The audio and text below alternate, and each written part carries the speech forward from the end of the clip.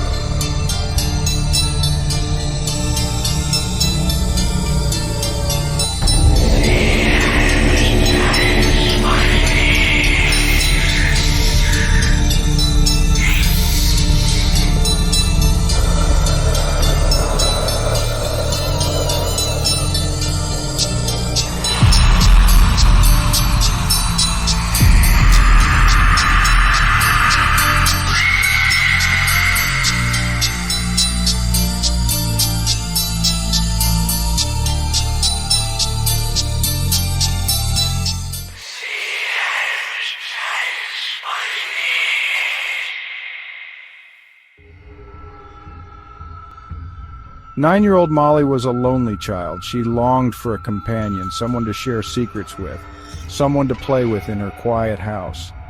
Then came Nunie. Nunie appeared to Molly one afternoon in the backyard. She was a delicate figure with long, flowing hair and a sweet smile. Nunie told Molly she was a spirit, a friend only Molly could see. Molly was thrilled. Finally, someone who understood her. Days melted into weeks filled with laughter and whispered secrets. Nunie was everything Molly had ever wanted in a friend. She listened without judgment, offered comfort, and played games endlessly. However, a shadow lurked beneath Nunie's sunny disposition, one Molly was too blinded by loneliness to see. Janice, Molly's mother, noticed the changes in her daughter. Molly, once shy and withdrawn, now seemed almost manic in her happiness. Yet there was an unnerving edge to her cheerfulness that set Janice on edge. Then came the marks.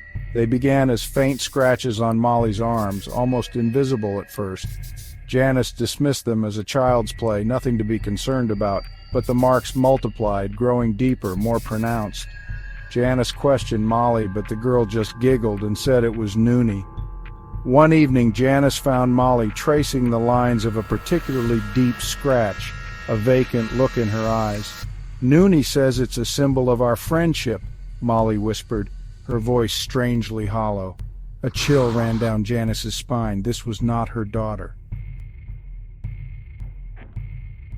The unsettling occurrences weren't limited to Molly's physical changes. Her behavior grew increasingly erratic, her once sweet demeanor replaced by an unsettling detachment. One evening, Janice discovered Molly in the kitchen, a disturbing scene unfolding before her eyes. Molly was meticulously adding a strange concoction of liquids into a pot of soup. Janice recognized some of the ingredients, cleaning products, insect repellent, things no one should ingest. "Molly, what are you doing?" Janice cried, rushing to her daughter's side. Molly turned, a vacant smile on her face. "Nunie says it needs more flavor," she replied, her voice devoid of any emotion.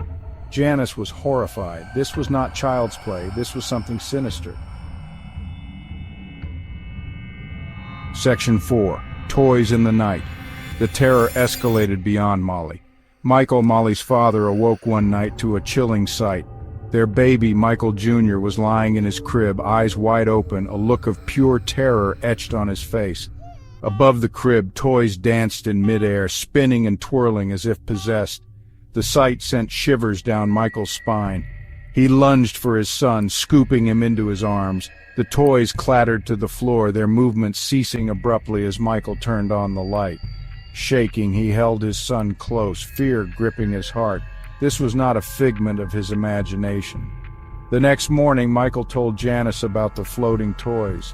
He confessed his initial disbelief, his attempts to rationalize the event. But deep down, a horrifying truth was dawning on them both. Nunie was not who she seemed to be.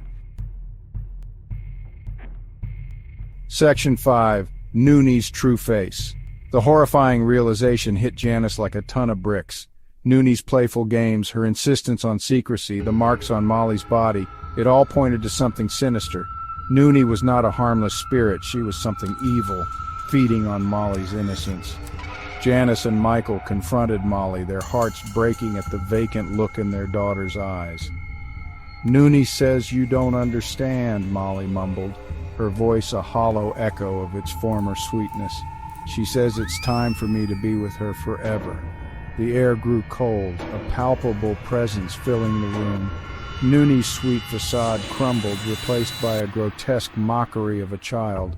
Her eyes glowed with malevolent glee. "You can't stop me," Nunie hissed, her voice a guttural rasp. "She's mine now." Janice and Michael's blood ran cold. They were facing a horror beyond their wildest nightmares. Their daughter was trapped, possessed by a malevolent entity masquerading as a friend. To be continued.